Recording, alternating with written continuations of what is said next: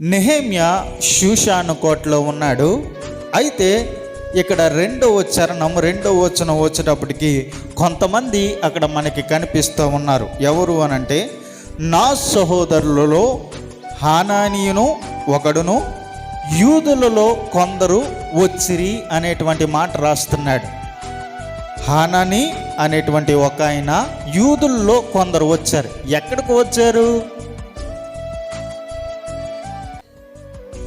నెహెమ్యా దగ్గరికి రాలేదు.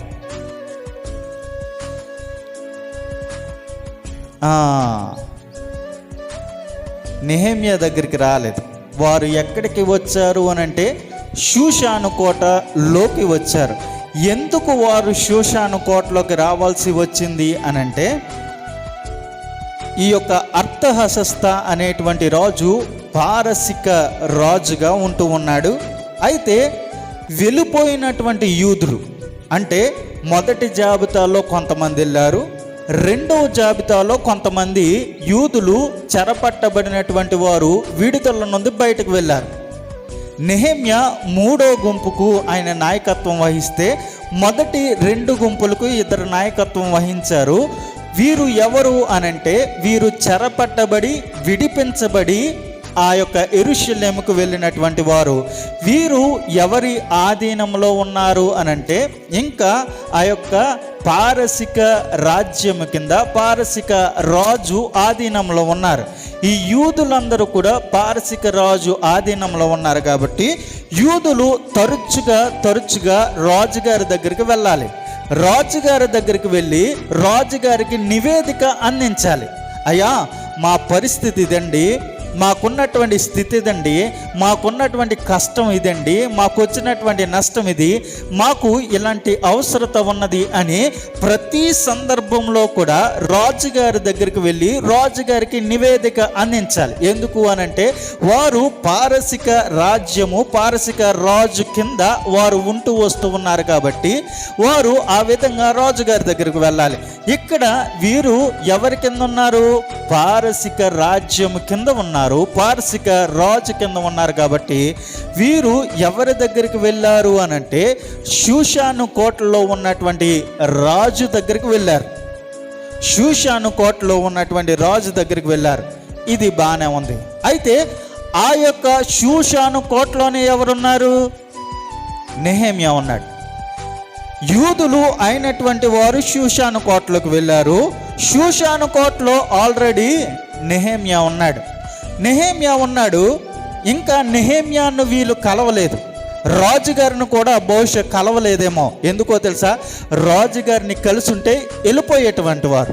వీరింకా రాజుని కలవలేదు. కాబట్టి రాజుని కలవడానికి వాళ్ళు ఆ యొక్క షూషాను కోటలో ఎదురు చూస్తూ ఉన్నారు రాజుగారి గురించి.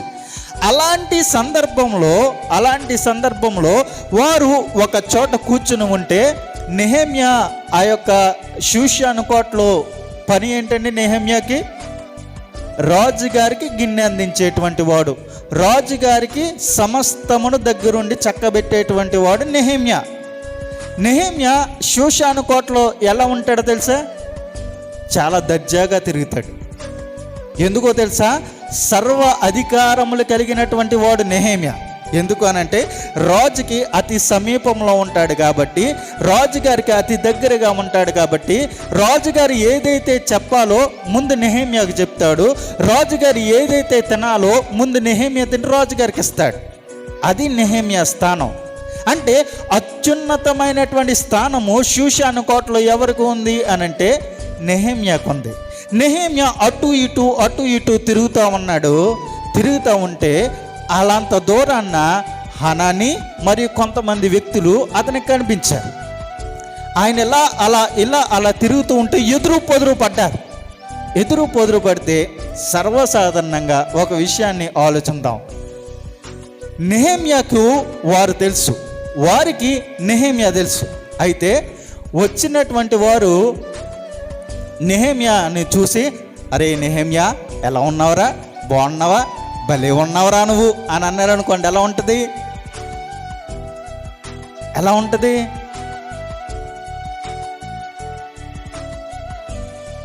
గర్వంగా ఫీల్ అవుతారు. ఎవరు? వీరు.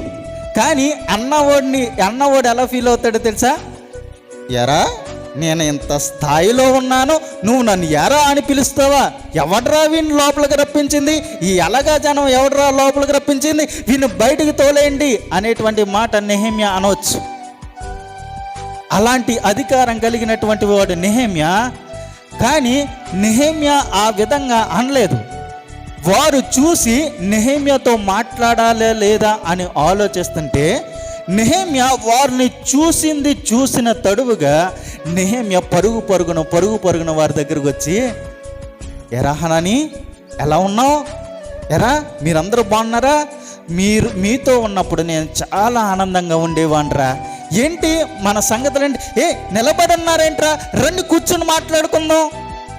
కూర్చుని మాట్లాడుకుందాం అని చెప్పి ఒక చోటకు తీసుకెళ్ళి వారితో ముచ్చటించేటువంటి ప్రయత్నం నెహెమ్యా చేస్తూ ఉన్నాడు. నెహెమ్యా ఆ విధంగా వారితో ముచ్చటిస్తున్నాడు. ఎరా, అందరూ బాగున్నారా? మన ఊర్లో ఎలాగున్నారు? అక్కడ ఒక ఇల్లు ఉంటుంది, ఆ ఇల్లులో ఒక వ్యక్తి ఉంటాడు. ఆ వ్యక్తి అంత మాట గొడవ చేస్తూ ఉంటాడు. ఆయన బాగున్నాడా? ఒరే, ఆ ముసలమ్మ ఉండేది, ఆ ముసలమ్మ బతుకుందా చచ్చిపోయిందా? ఇలా మాట్లాడుతున్నాడు నెహెమ్యా. నెహెమ్యా యొక్క స్థానము, నెహెమ్యా యొక్క స్థితి ఏంటో తెలుసా? నెహెమ్యా ఎలాంటి పరిస్థితుల్లో నుండి ఎలాంటి పరిస్థితుల్లోకి వెళ్ళాడో తెలుసా? నెహెమ్యా ఆయన ఒక యూదుడై ఉండి ఆయన కొట్టు బానిసగా ఆ యొక్క దేశం వచ్చినటువంటి వాడు, కొట్టు బానిసగా ఉన్నటువంటి వాడు, ఒక పనివాడిగా ఉన్నటువంటి వాడు, ఒక బానిస బ్రతుకుతున్నటువంటి వాడిని దేవుడు క్రమక్రమంగా ఆయన యొక్క స్థాయిని పెంచుకుంటూ వచ్చాడు. ఆయన ప్రతి స్థానంలో, ప్రతి స్థితిలో కూడా దేవుడు తనని జ్ఞాపకం చేసుకుని, దేవుడు తన యొక్క దయను, తన యొక్క కృపను నెహెమ్యా పట్ల చూపిస్తూ ఆయనకు ఉన్నతమైనటువంటి స్థితిలో దేవుడు నెహెమ్యాను తీసుకుని వెళ్ళాడు. ఎలాంటి పరిస్థితుల్లో నుంచి తీసుకుని వెళ్ళాడు అనంటే, కఠిన దారిద్ర్యమైనటువంటి పరిస్థితుల్లో నుండి ఆయన్ని మెల్లమెల్లగా అంచెలంచెలుగా తీసుకుని వెళ్ళి ఆ షూషాను కోటలో అత్యంత ఉన్నతమైనటువంటి స్థానంలో నెహెమ్యాను దేవుడు పెట్టాడు. నెహెమ్యాని ఒకవేళ మనం ఆలోచన చేస్తే, నెహెమ్యా ఆర్థికంగా చాలా బలము కలిగినటువంటి వాడు, సామాజిక పరంగా చాలా ఉన్నతమైనటువంటి స్థాయిలో ఉన్నటువంటి వాడు.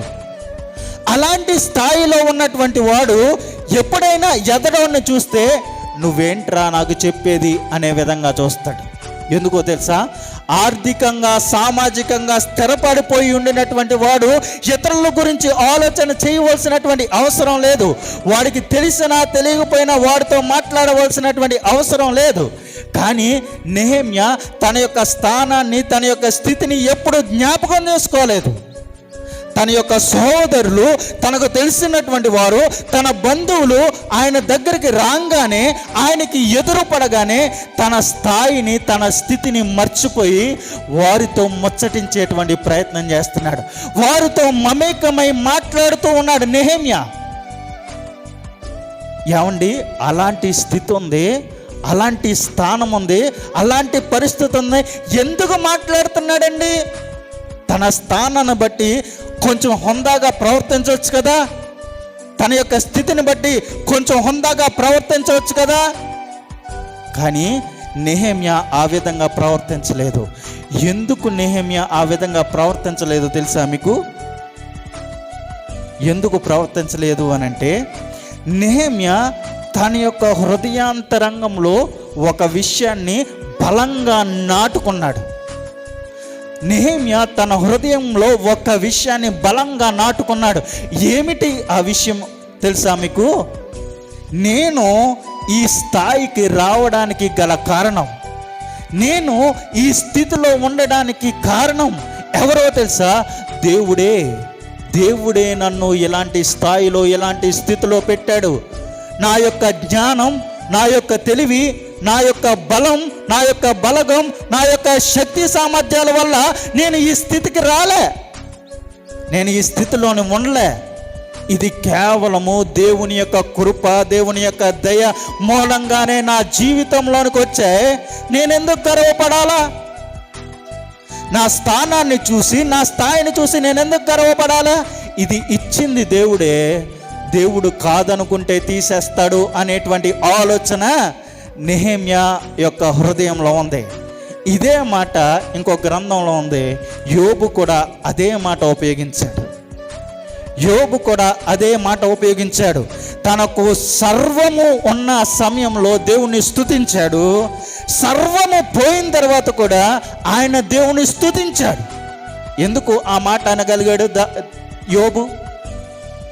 యోబు ఎందుకు ఆ మాట అనగలిగాడో తెలుసా? యోబుకు తెలుసు, ఇదంతా నా యొక్క కష్టం మూలంగా, నా యొక్క జ్ఞానం మూలంగా రాలేదు అనేటువంటి విషయం యోబుకి తెలుసు. అందుకనే అన్నీ ఉన్నప్పుడు ఇవన్నీ ఇచ్చింది దేవుడే అని అన్నాడు. అన్నీ పోయిన తర్వాత కూడా ఇవన్నీ తీసుకుంది దేవుడే అని అన్నాడు. నెహెమ్యా కూడా అలాంటి గొప్ప ఆలోచన కలిగి ఉన్నాడు.